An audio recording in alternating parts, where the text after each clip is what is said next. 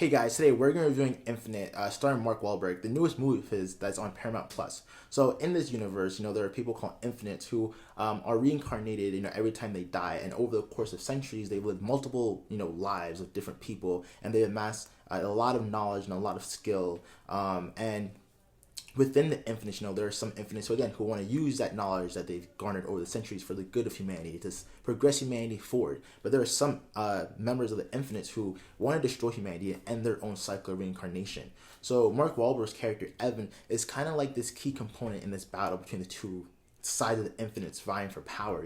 Mark Wahlberg's character Evan is a pivotal person in terms of fighting the evil infinites and saving humanity. And the entire course of this movie is really just Mark Wahlberg's character Evan trying to regain his memories, and again battling the evil infinites.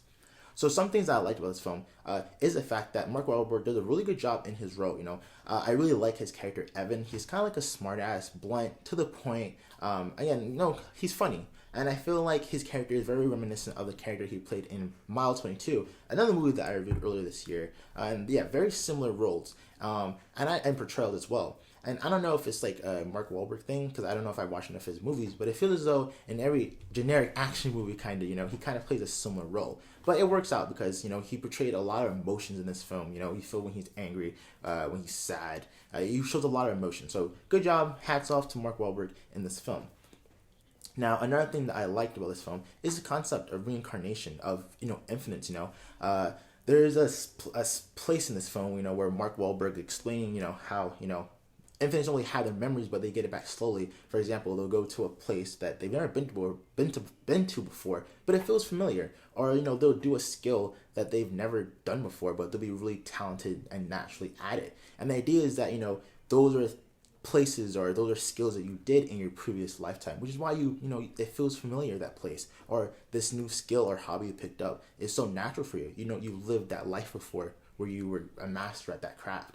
So it kind of makes you think like, oh, like anyone in the world, you watching the movie right now could be an infinite, because we've all experienced being to a place where that feels familiar for no reason at all. Am I infinite? Are you infinite? So I think that was a really cool and dope idea and concept in this film that it played around with. Now, some things I didn't like about this film is the fact that the action sequences are pretty generic. Loud and large explosions, cheesy slow motion, especially, it's pretty much what you would get from a generic action movie. Really nothing too special about the action sequences in this film. Another thing that I didn't really like too much was the fact that this movie tries a little too hard to be too deep.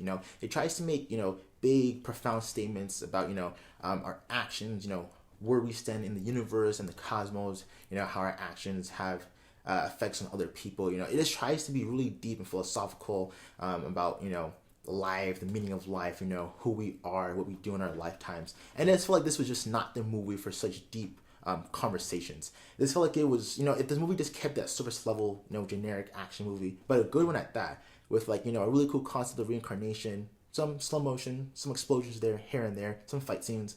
It would be really good. The movie is good, but I just wish that it would shy away from such, deep conversations. The movie, this is just not the movie to talk about, such deep topics, it just felt out of place and a little weird, that they would even kind of go that route.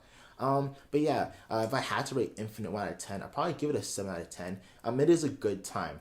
So yeah, that concludes my review for Infinite. If you have seen this movie, let me know in the comment section below. Thanks for watching, and subscribe here for more reviews in the future.